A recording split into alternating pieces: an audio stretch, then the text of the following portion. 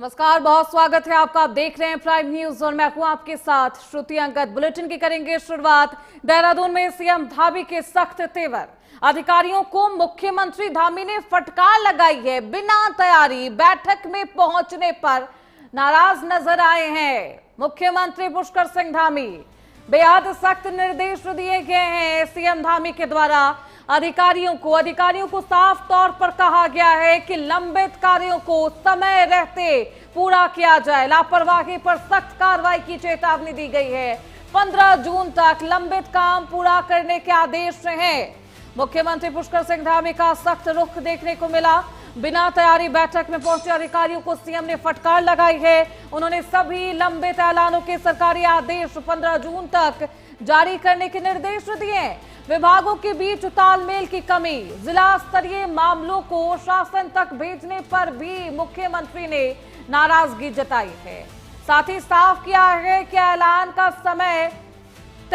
समय पर ही निस्तारण सरकार की सर्वोच्च प्राथमिकता है। तमाम जो ऐलान किए गए उन्हें समय रहते संपन्न किया जाए। उन तमाम योजनाओं को धरातल पर लागू किया जाए, लोगों को लाभान्वित किया जाए, यही प्राथमिकता है सरकार की और इसके लिए लगातार काम भी कर रही है सरकार। लेकिन अधिकारी बिना तैयारी के बैठक में पहुंच गए थे, जिसको देखने के बाद मुख्यमंत्री पुष्कर सिंह धामी बेहद आक्रोशित, नाराज नजर आए।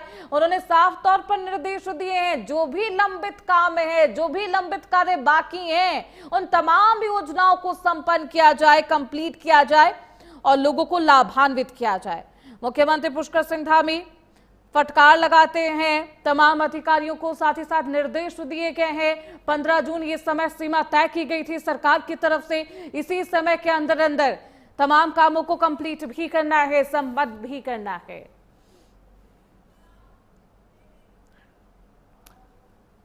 तो वहीं पश्चिम बंगाल, असम और पुडुचेरी विधानसभा चुनाव में भारतीय जनता पार्टी की ऐतिहासिक जीत का जश्न उत्तराखंड की राजधानी देहरादून में भी खूब धूमधाम से मनाया गया।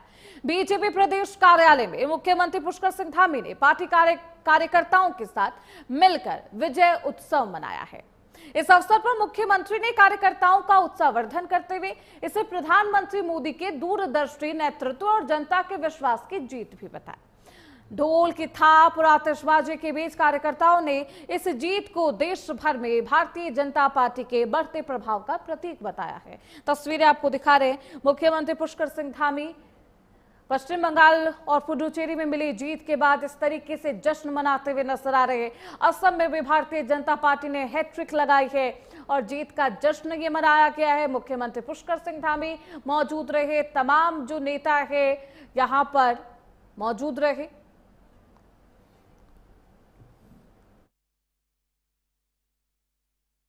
देखिए, ये हमारे प्रधानमंत्री श्री नरेंद्र मोदी जी के नेतृत्व में ये सुशासन की जीत है, ये विकास की जीत है और जाति धर्म से ऊपर उठकर लोगों ने वहाँ पर मतदान किया है। डबल इंजन की सरकार बनाई है और गंगोत्री से लेकर गंगा सागर तक पूरा देश अब भगवामय हो गया है। कश्मीर से लेकर कन्याकुमारी तक, अटक से लेकर कटक तक, पूरब से लेकर पश्चिम तक और उत्तर से लेकर दक्षिण तक लोगों ने आज हमारे प्रधानमंत्री श्री नरेंद्र मोदी जी के नेतृत्व में भारतीय जनता पार्टी को अपना समर्थन इसलिए दिया है कि अब ये डबल इंजन की सरकारें अब सुशासन का, विकास का, गरीब कल्याण का एक पर्याय बन चुकी हैं और कांग्रेस पार्टी पूरी तरह से विलुप्त हो गई है। जहाँ भी कांग्रेस सरकार से बाहर हुई है फिर वहाँ वो लौटकर नहीं आई है और आने वाले समय में भी पूरे देश के अंदर इसी प्रकार से लोग डबल इंजन की सरकारों को प्राथमिकता देंगे। तो वहीं उत्तराखंड में आपदा सुरक्षा पर सरकार का बेहद खास फोकस है। ग्लेशियर झील की निगरानी पर विशेष फोकस है। मुख्य सचिव ने झीलों की निगरानी के निर्देश दिए हैं। राज्य में अर्ली वार्निंग सिस्टम होगा मजबूत। प्रदेश में लगाए जाएंगे 500 से अधिक भूकंप सेंसर। वसुंधरा झील बनेगा नया पायलट प्रोजेक्ट। देहरादून में आपदा प्रबंधन को लेकर सरकार ने बेहद सख्त कदम उठाया है। मुख्य सचिव ने ग्लेशियर झीलों की प्रभावी निगरानी के निर्देश दिए और वसुंधरा झील को पायलट प्रोजेक्ट के तौर पर विकसित किया जाएगा। राज्य में भूकंप और आपदाओं से निपटने के लिए अर्ली वार्निंग सिस्टम को और मजबूत किया जा रहा। इसके तहत 500 से अधिक सेंसर लगाए जाएंगे, जबकि चमोली, उत्तरकाशी, पिथौरागढ़ 48 ऐसे संवेदनशील स्थल है जिन्हें चिन्हित किया गया है। सरकार IIT रुड़की के साथ मिलकर आपदा जोखिम को कम करने की दिशा में तेजी से काम कर रही है। चारधाम यात्रा भी, क्योंकि उसकी भी शुरुआत हो गई है और चारधाम यात्रा इस दौरान जारी है। किसी तरीके की कोई असुविधा ना हो, आपदा विभाग इस पूरे मामले को बेहद संवेदनशीलता के साथ लेकर सतर्क भी है और विभाग इन तमाम परेशानियों पर काम भी कर रहा। मुख्य सचिव ने झीलों की निगरानी के निर्देश दिए हैं। क्या वाटर फ्लो है, कैसी रफ्तार है, इन तमाम पहलुओं पर निगरानी की जाएगी। प्रदेश में लगाए जाएंगे 500 भूकंप सेंसर, यानी कि अर्थक्वेक की जानकारी समय रहते लोगों को दी जा सके ताकि वो सुरक्षित स्थान पर पहुंच जाए, कोई हताहत ना हो, किसी तरीके की जनहानि ना हो, इसका ख्याल रखा जा रहा है। उत्तराखंड में ग्लेशियर झीलों की निगरानी पर खास फोकस है। पानी का बहाव अत्यधिक ना हो, किसी की जान ना चली जाए, इस पर खास फोकस। राज्य में अर्ली वार्निंग सिस्टम और भी मजबूत किया जाएगा, यानी कि लोगों को जल्द से जल्द किस तरीके से चेतावनी दी जा सके, वार्न किया जा सके ताकि वो सुरक्षित स्थल पर पहुंच जाए। इसके लिए इस वार्निंग सिस्टम को और भी मजबूत किया जा रहा। आपदा सुरक्षा पर सरकार का खास फोकस है।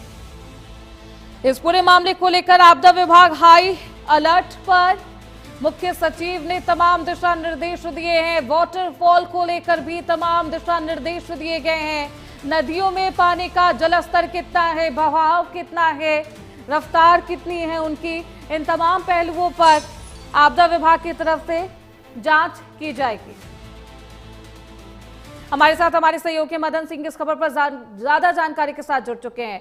मदन, देखिए, एक तरफ चारधाम यात्रा की शुरुआत हो चुकी है, चारधाम यात्रा जारी है, लेकिन किसी तरह की अनहोनी ना हो, इससे पहले ही आपदा विभाग हाई अलर्ट पर नजर आ रहा है। किस तरीके की तैयारी है आपदा विभाग की तरफ से? ग्लेशियर झीलों की भी निगरानी की जाएगी। निगरानी के दौरान क्या कुछ चुनौतियां हैं मदन?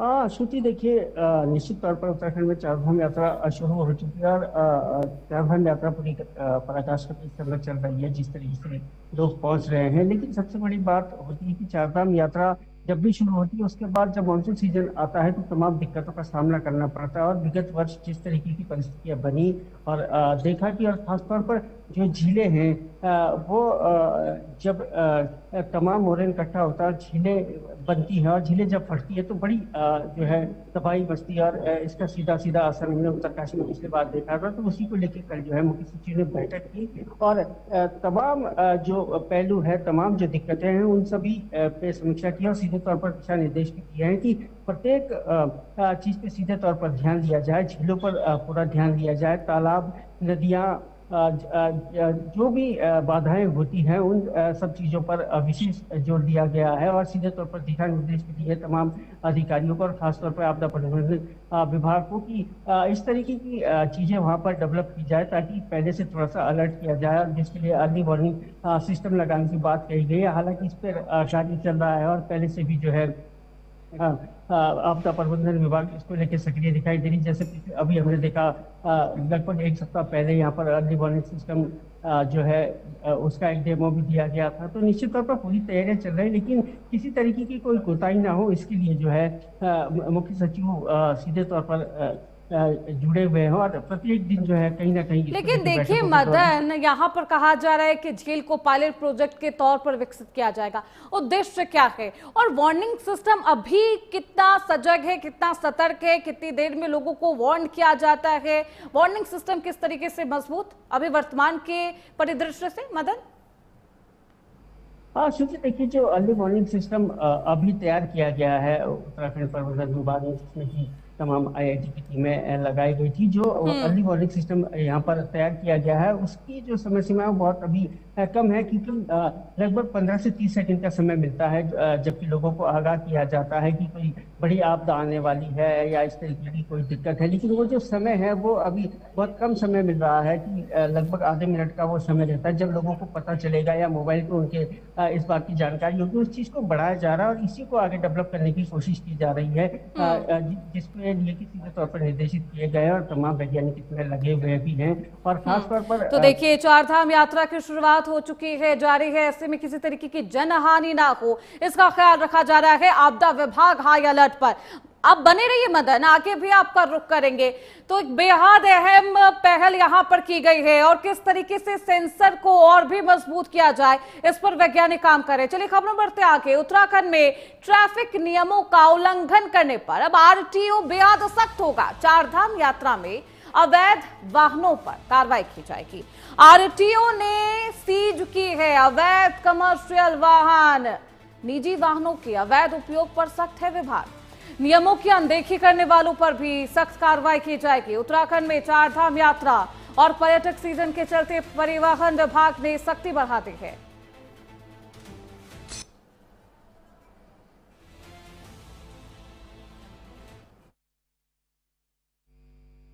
वीकेंड्स पर जितनी भी हमारी एनफोर्समेंट की टीम्स हैं पूरा देहरादून रीजन में, इसमें रुड़की, हरिद्वार, ऋषिकेश, देहरादून और विकास नगर भी शामिल है।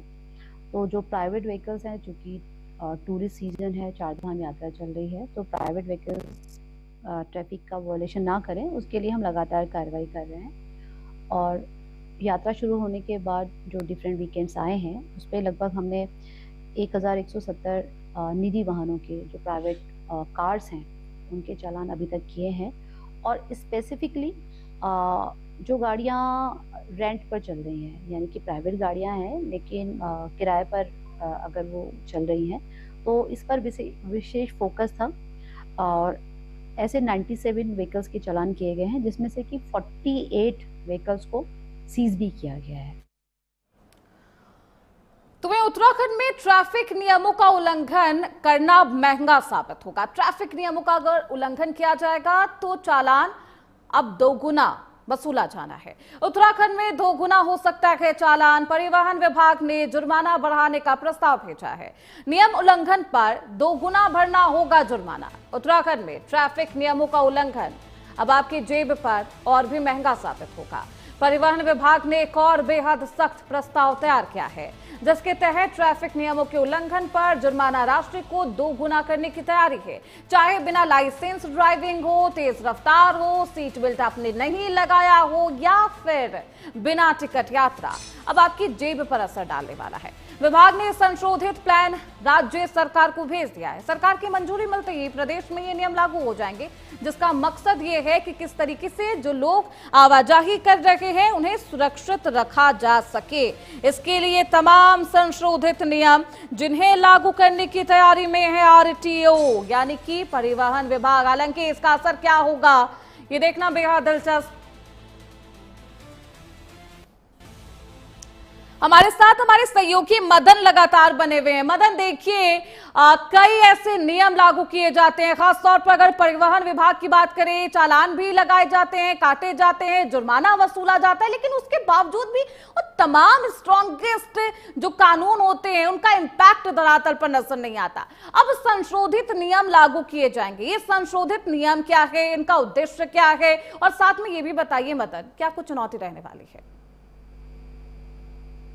देखिए श्रुति, उत्तराखंड में खास तौर पर दुर्घटनाओं की अगर बात करें तो निरंतर उसका ग्राफ बढ़ता जा रहा है और नियम उल्लंघन की तमाम घटनाएं सामने आती है, लेकिन बावजूद इसके लोग जो है मानते नहीं और तमाम नियमों का उल्लंघन सीधे तौर पर देखने को मिलता है। हालांकि कई बार इस पे कड़ी कोशिश की गई है, परिवहन विभाग निरंतर कोशिश करता है, उसके साथ ही पुलिस प्रशासन भी निरंतर इस पे प्रयास कर रहा है, लेकिन कहीं ना कहीं जिस तरीके से जाम की स्थिति हमेशा बनी रहती है और ट्रैफिक का दबाव बढ़ता हुआ दिखाई दे रहा है, तो उसके लिए जो है परिवहन विभाग ने सीधे तौर पर एक एक्शन लिया है कि आगे जो है जो भी नियमों का उल्लंघन करेगा और कहीं नियम तोड़ेगा तो उसके ऊपर जो सख्ती से कब से ये नियम लागू किए जाएंगे मदन?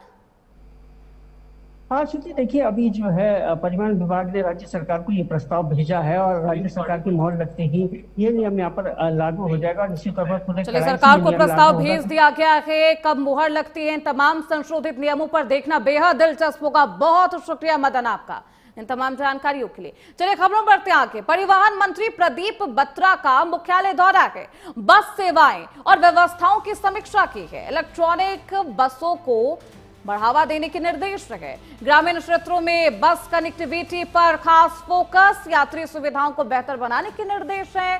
देहरादून में उत्तराखंड के परिवहन मंत्री प्रदीप बत्रा ने कुल्हान स्थित परिवहन निगम मुख्यालय का दौरा कर सेवाओं और व्यवस्थाओं की विस्तृत समीक्षा की है। मंत्री ने बस अड्डों के निर्माण और नई परियोजनाओं पर चर्चा करते हुए अधिकारियों को भी सख्त निर्देश दिए कि किस तरीके से सुधार लाया जा सके, यात्रियों को और भी तमाम जो सुविधा है वो मुहैया कराई जा सके। तकनीक जो भी अपडेटेड तकनीक है उसका इस्तेमाल किया जाए, ग्रामीण इलाकों में कनेक्टिविटी को और भी मजबूत किया जाए। प्रदीप बत्रा ने स्पष्ट किया है कि यात्रियों की संतुष्टि और शिकायत का समाधान जल्द से जल्द किया जाए और सरकार की यही सर्वोच्च प्राथमिकता है। तो बैठक की ये तस्वीरें आपको दिखा रहे हैं। इसी बैठक में तमाम दिशा निर्देश भी दिए गए हैं। इलेक्ट्रॉनिक बसों को और बसों की जो संख्या है उसमें वृद्धि की जाए। प्रदीप बत्रा का मुख्यालय दौरा, यहां पर अधिकारियों से वो मिलते हैं, तमाम दिशा निर्देश दिए गए। तो वहीं पिथौरागढ़ में भीषण हादसा, अनियंत्रित होकर जीप गहरी खाई में गिरी है। मूनाकोट झूलाघाट मार्ग पर यह दर्दनाक हादसा हुआ है। एक व्यक्ति की मौके पर ही मौत हो गई है, 3 गंभीर रूप से घायल। एसडीआरएफ ने खाई में गिरी तीनों को ही रेस्क्यू कर लिया है। विवाह समारोह से लौट रहे थे सभी कार सवार। जिले के भूरा गांव के पास यह हादसा हुआ। पिथौरागढ़ के मूनाकोट झूलाघाट मार्ग पर यह बेहद दर्दनाक हादसा। इस हादसे में कईयों की मौत हो गई है। विवाह समारोह से ये लौट रहे थे, तभी इनकी वाहन अनियंत्रित होकर खाई में गिर गई। इस दुखद हादसे में एक व्यक्ति की मौके पर मौत हो गई है, जबकि 3 लोग गंभीर रूप से घायल।